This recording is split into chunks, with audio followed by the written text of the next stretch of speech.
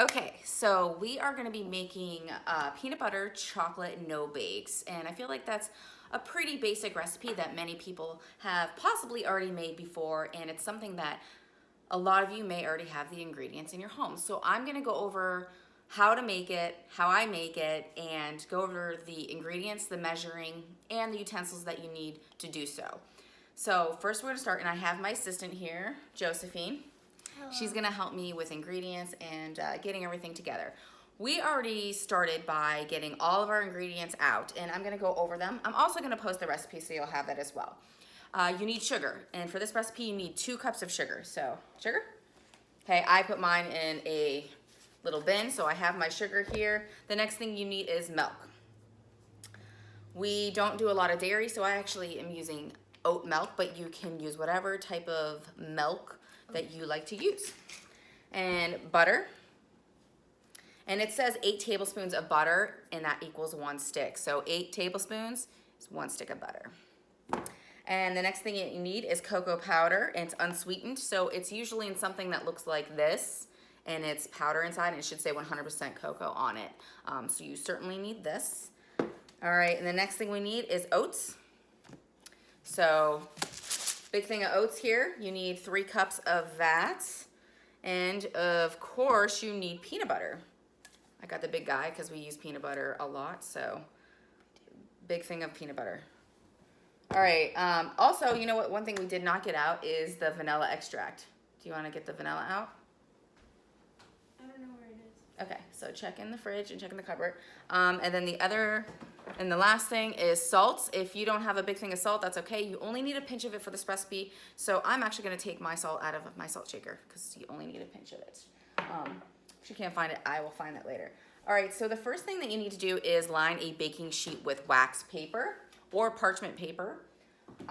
So I have a drawer of that kind of stuff here. I have wax paper right here.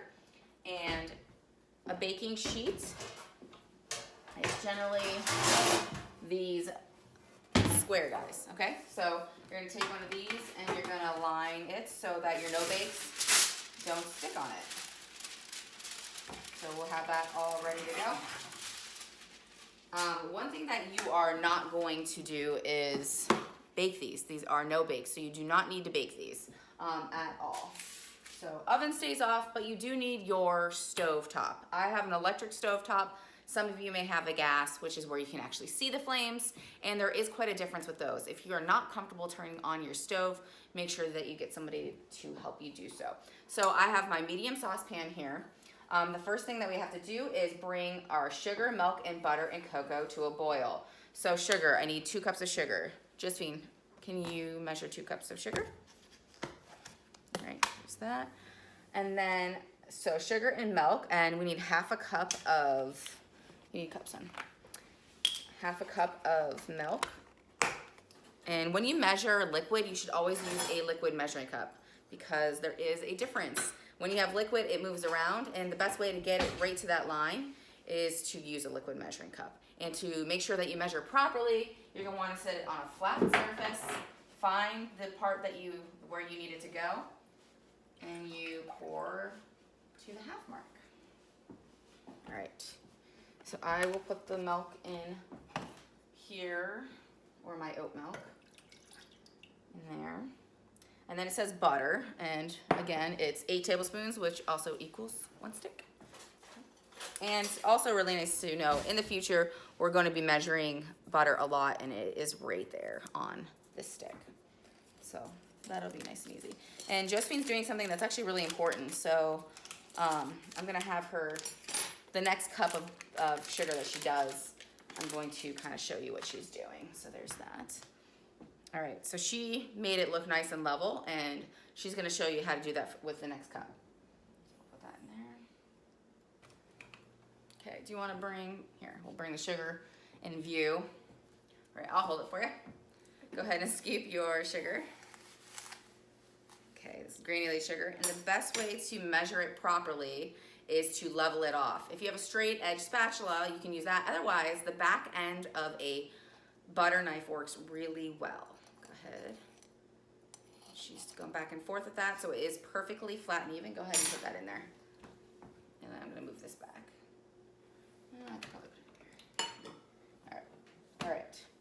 So it says that we needed sugar, milk, butter, and cocoa. So how much cocoa do we need? 1/4 of a cup. So Jojo, you can measure that because you're really good at measuring. So here's the cocoa. And we need 1/4 cup of that. All right, so she's gonna measure the 1/4 and I'm going to get the vanilla out.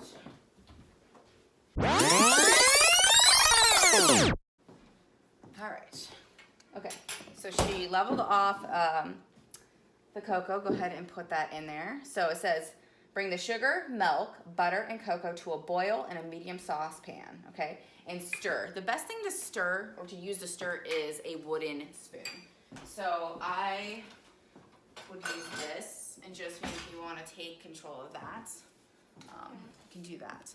So stirring with a wooden spoon is the best way to do it. It'll take a little bit for it to get to a boil, but once it does, we're gonna add the oats and peanut butter, vanilla, and salt. Okay, so I can get the oats ready to go.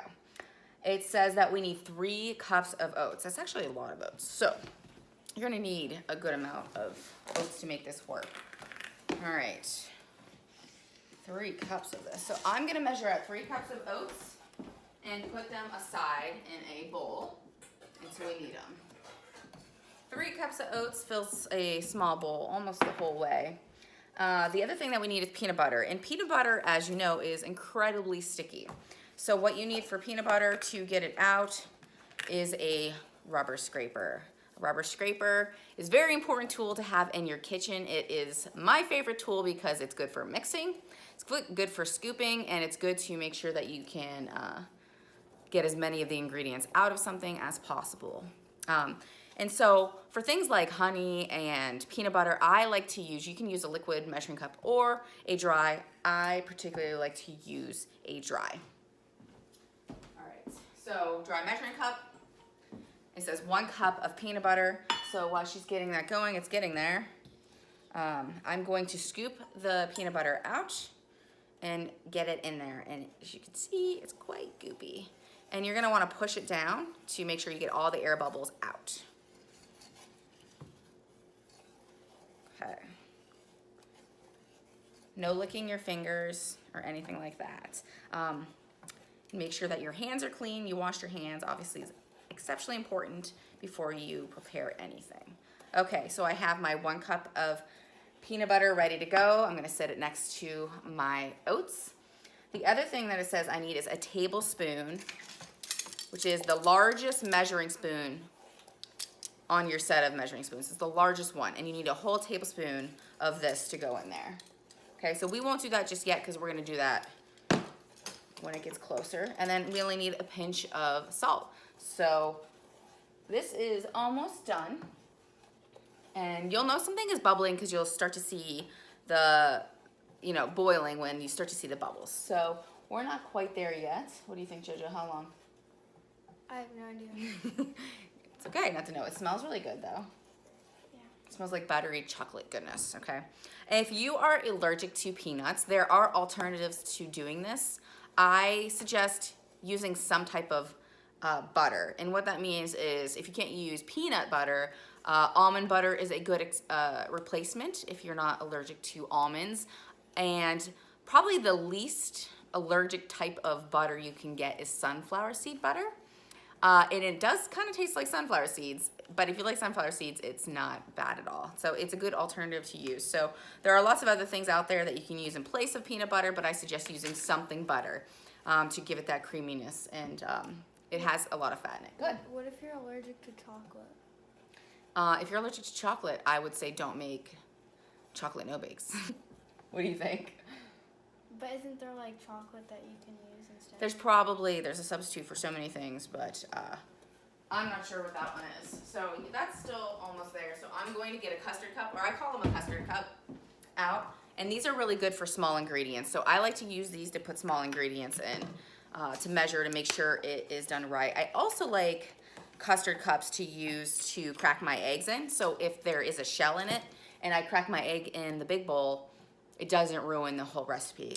If I just put it in one of these and it messes up, I can toss it, or I can fix it before I put it in with the rest of the stuff. So I use one of these to make sure that I measure, so I'm gonna do that over here while she's doing that.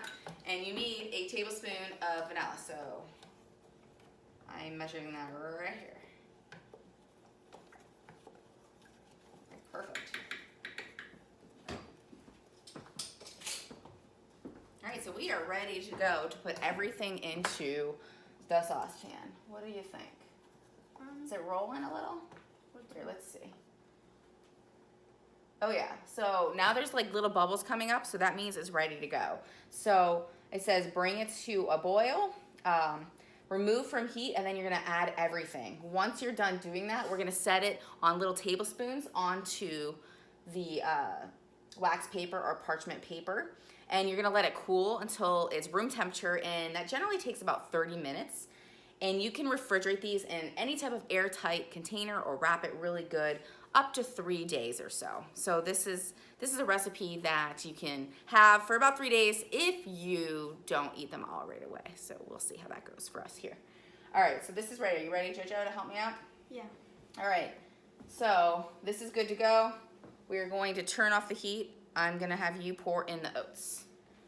Removing it from the heat, go ahead. If you have somebody else to help you do this, it works good. Go ahead, as she's going.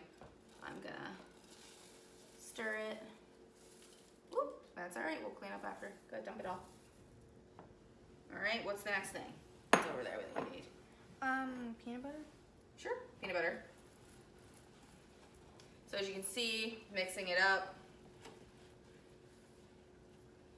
All right, go ahead. So with the peanut butter, you're gonna use that rubber scraper again to get it back in there, into where you need it to be. So go ahead, get it back into that cup, put it into the saucepan. Do you need help? I used my wrong hand. You use the other hand? Okay. It's tough at first. So turn it this way, I can scrape it. Okay. All right. Do I get this? Yep. We don't want to leave any of it behind. And again, a rubber scraper is really good for making sure you don't do that.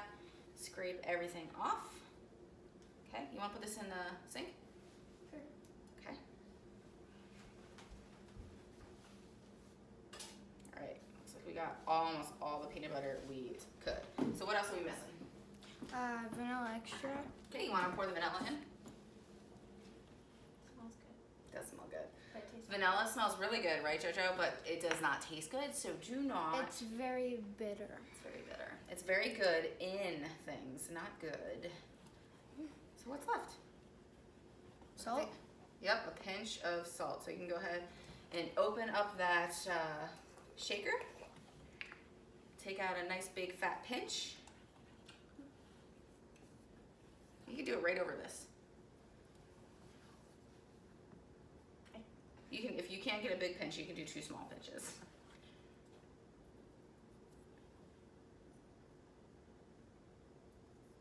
All right. One more.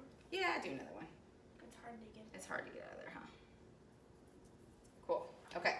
So everything is ready to go. We are going to take a nice big teaspoon and plop it onto our.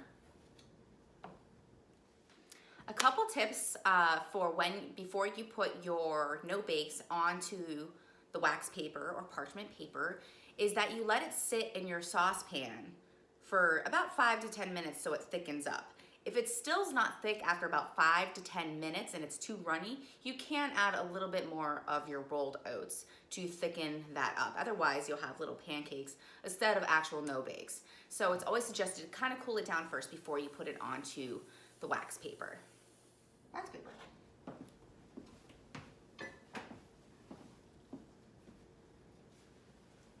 All right, and after this is all done, you'll see the finished product and you'll be able to make it on your own. I'd love to see how yours turns out, so make sure that you subscribe to our channel and post your photos.